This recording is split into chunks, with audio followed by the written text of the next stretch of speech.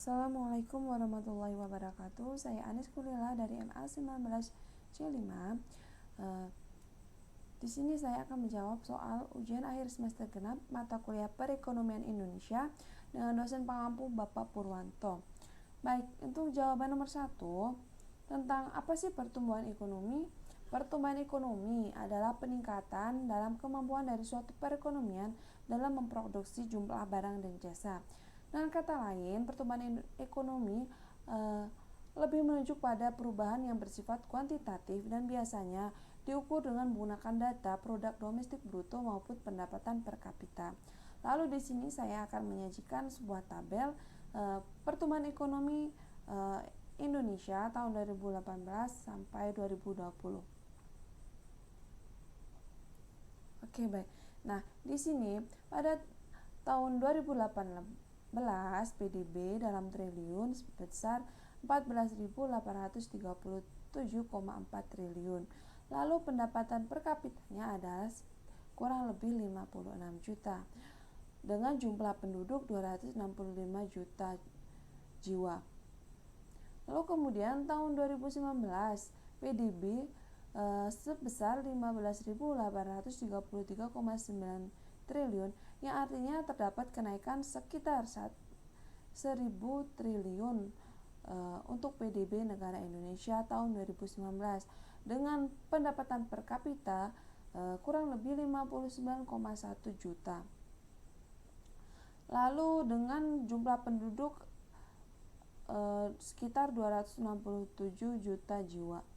Lalu pada tahun 2020 terdapat kenaikan namun tidak signifikan, hanya sekitar 400 triliun sekian dengan pendapatan per kapita rata-rata 56,9 juta. Artinya 2019 ke 2020 terdapat jenjang perbedaan PPK atau pendapatan per kapita, mungkin dikarenakan musim COVID-19 lalu pendapatan per kapita menurun sedangkan jumlah penduduk meningkat sekitar 23 juta dalam setahun.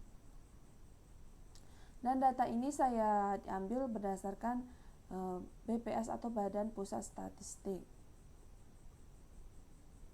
Yang artinya pertumbuhan ekonomi waktu di saat pandemi ada namun tidak signifikan, cenderung turun dan minus pada akhir tahun 2020.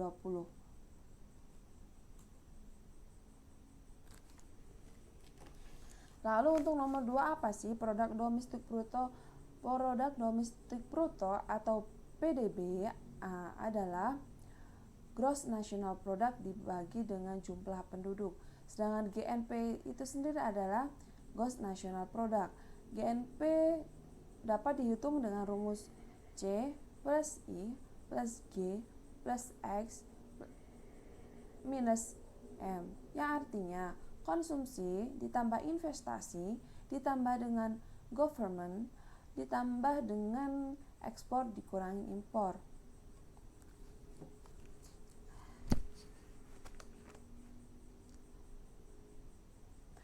Berikut adalah contoh soal mencari PDB ataupun produk domestik bruto. Diketahui konsumsi masyarakat sebesar 90 juta rupiah, untuk pendapatan laba usaha sebesar 40 juta, lalu pengeluaran negara sebesar 300 juta rupiah, pendapatan sewa 25 juta rupiah, pengeluaran investasi sebesar 75 juta rupiah, lalu nilai ekspor 50 juta dan nilai impor di angka 35 juta rupiah. Lalu bagaimana untuk menghitungnya? GDP Gross Domestic Bruto atau konsumsi plus A plus government plus X min M, GDP sama dengan 90 juta ditambah 75 juta ditambah 300 juta ditambah 50 juta min 35 juta yang menghasilkan angka GDP sebesar 480 juta. Maka diketahui besarnya GDP atau PDB negara tersebut adalah 480 juta rupiah. Dengan pendapatan per kapita 480 dijumlah dengan banyaknya jiwa dalam negara tersebut, maka akan diketahui pendapatan per kapita. Yang ketiga, inflasi. Inflasi adalah proses meningkatnya harga-harga secara umum, kemudian secara terus-menerus ataupun kontinu, lalu kenaikan harga meluas dan menyebabkan kenaikan harga pada barang lain. Lalu inflasi itu menurunnya nilai mata uang secara kontinu. Artinya di sini peningkatan bukan dari peningkatan harga secara nilai, namun lebih ke pengaruh peningkatan harga secara terus-menerus dalam waktu yang lama secara kontinu dan menurunkan nilai mata uang Indonesia, apalagi pertukaran nilai mata uang Indonesia dengan terhadap dolar.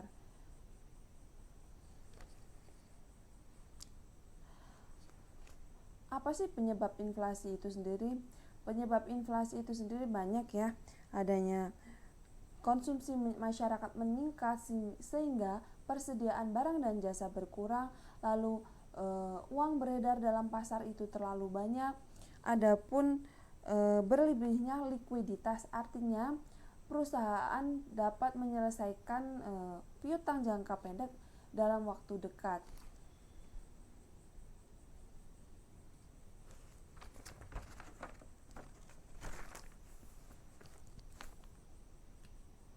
Kemudian yang keempat, apa itu kebijakan fiskal?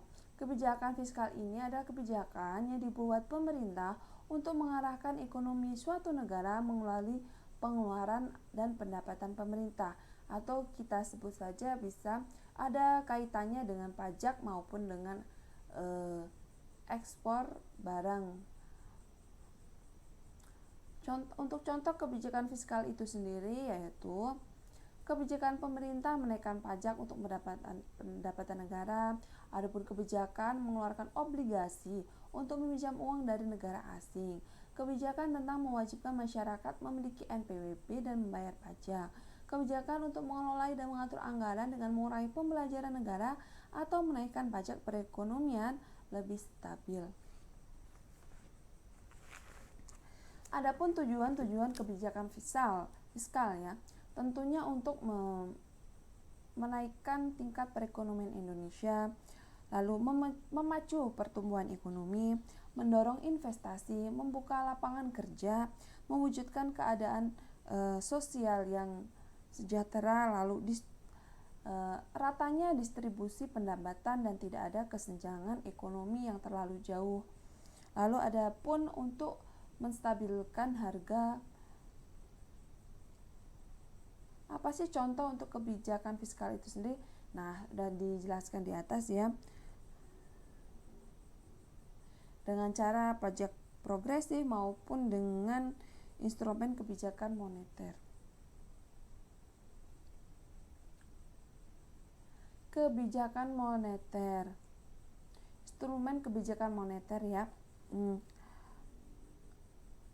Adapun instrumen kebijakan moneter yaitu suku bunga bank, kebijakan diskonto, kebijakan cadangan kas, lalu dengan pasar terbuka. Artinya kebijakan moneter bisa dilalui dengan banyak kebijakan yang sudah saya sebutkan sebelumnya. Sedangkan secara umum kebijakan moneter yaitu suatu kebijakan yang diambil oleh bank sentral dengan tujuan memelihara dan menstabilkan mata uang agar perekonomian negara tersebut tidak anjlok. Kebijakan moneter dapat dilakukan dengan mengambil tindakan pengendalian jumlah uang yang beredar di masyarakat dan penetapan suku bunga. Ya, jadi ini kebijakan moneter biasanya kebijakan yang diambil oleh bank sentral lalu mempengaruhi kepada Bank Indonesia yang kemudian melahirkan kebijakan-kebijakan baru untuk para debitur yang bertujuan untuk menstabilkan mata uang yang beredar untuk